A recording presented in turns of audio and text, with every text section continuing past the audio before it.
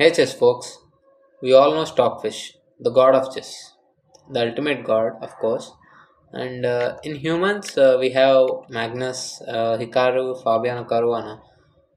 So today we will be making Stockfish play against Hikaru.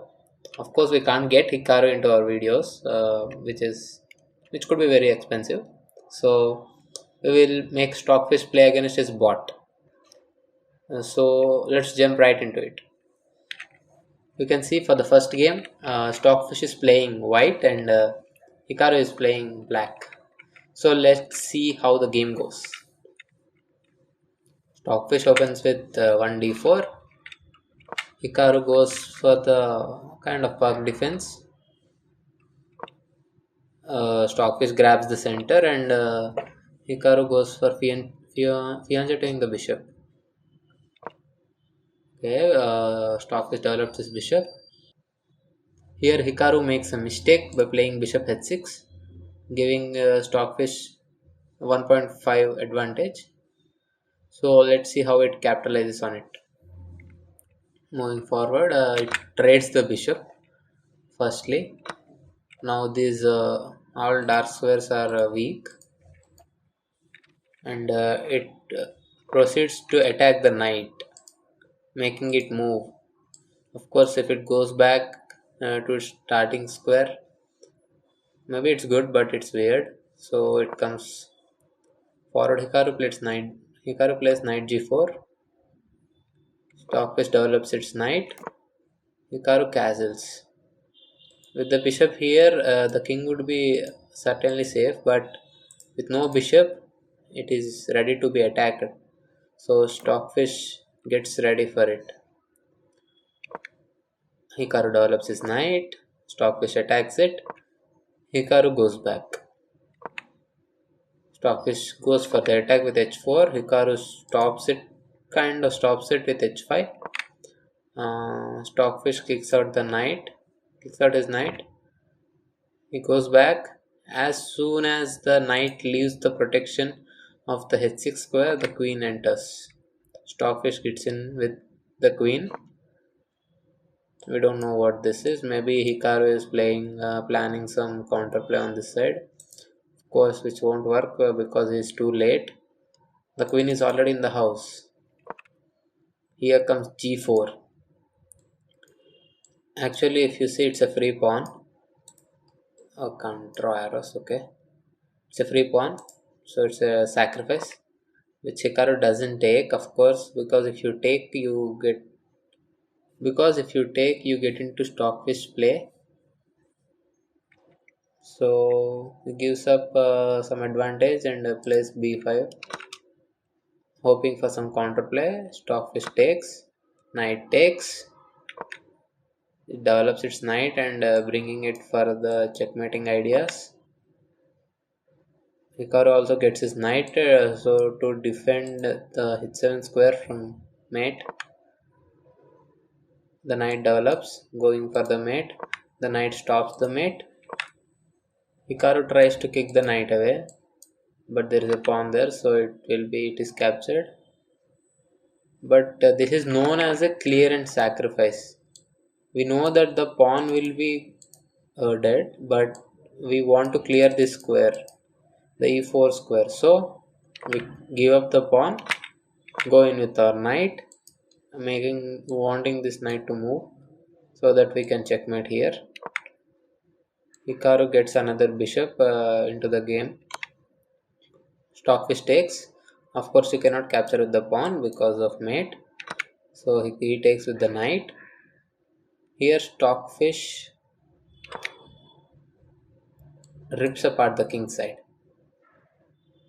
So Hikaru takes. He doesn't even take back. He just simply wants to trade off this bishop, one of the king's defender. This does nothing. We can actually maybe take it. But Stockfish is not a human, so it sacrifices the bishop. Of course, if you take, you walk right into the discoveries and lose quickly. So Hikaru figures out that giving up the knight is the best way. Most of you would take with the knight here, See, most of you would take the pawn here, but it's Stockfish. So like Gotham just says, it sacrifices it sacrifices the rook. And the funny part is you cannot take this way because you will get mated, and you cannot even take this way because you will get mated. So Hikaru plays e5. It is still sacrificing its rook because of the future mating ideas.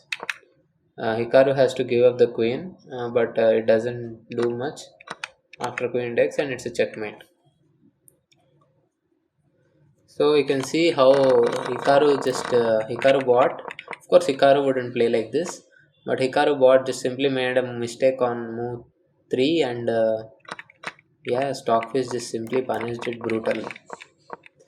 Gone in with the queen with g4, opening up the king side, getting in with the knight, removing the defenses, making clear in sacrifices, and yeah, simply sacrificing pieces and sacrificing the rook, getting in with the other rook, and winning the game.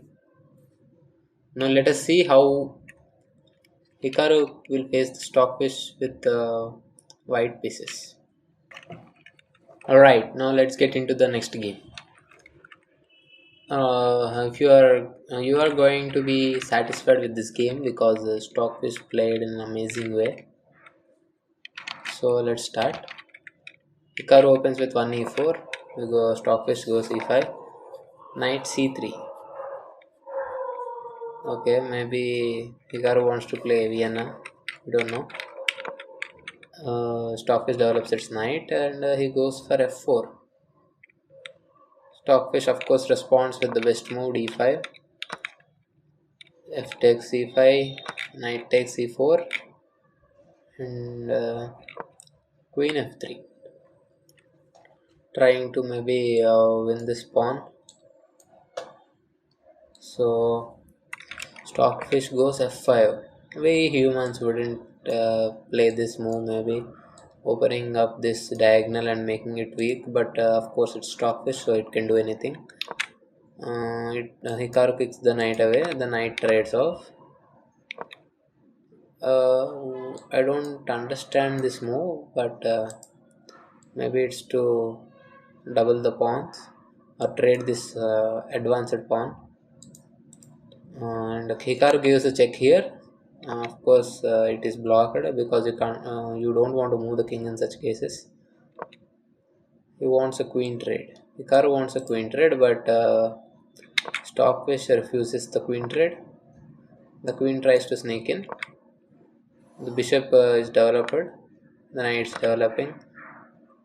You see the evaluation bar drop. Maybe it's because Hikaru hung this pawn, or in some way it's bad. He plays rook b1 attacking the pawn. Stockfish defends it with queen d5. He goes for the bishop trade.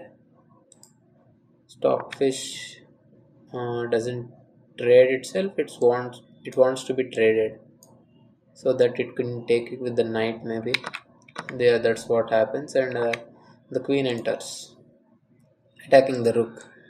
Many of us would be worried about this pawn if we move the rook, but Stockfish doesn't care.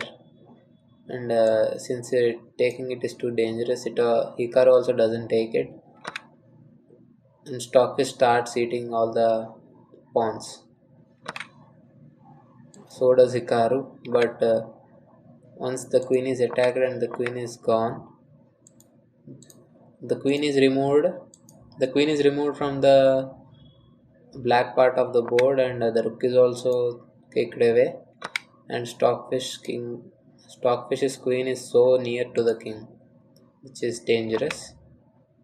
Stockfish maybe is trying to castle. Of course, that would hang the bishop. So I don't know. Hikaru, sorry. What is Hikaru doing? It attacks the pawn. It attacks the rook with the pawn, and maybe it's trying to promote the pawn. Okay, so Hikaru attacks the queen. But Stockfish in this position decides This rook and this bishop are worth the queen, along with these two connected passed pawns which will come. So in this position it sacrifices its queen. Of course king has to take, and then here you can see the connected passers. Hikaru places rook, and Stockfish just starts pushing its pawns. The queen comes to f4, and here I don't know why Stockfish repeats the position twice. And does it repeat third time? Of course it doesn't want to draw, and grabs another pawn. We got a check. The king moves, and another check, and the king hides in the home. The king is walking to somewhere, maybe to a1, we don't know. The rook attacks the queen. The queen doesn't have a great square because it cannot stop the mate, so it has to sacrifice itself. And now it's all over. The bishop comes back to guard the pawn. The pawn is attacked, but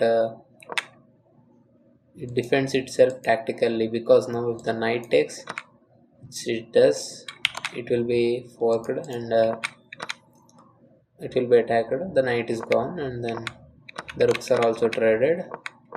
Stockfish just simply walks its king out, and then slowly promotes the pawn, and then checkmates Hikaru. So that's the way it defeated. Stockfish defeated Hikaru bot seamlessly, and it seemed like effortlessly. Of course, if we play ourselves, we find it very hard, but for Stockfish, it's just nothing. Okay,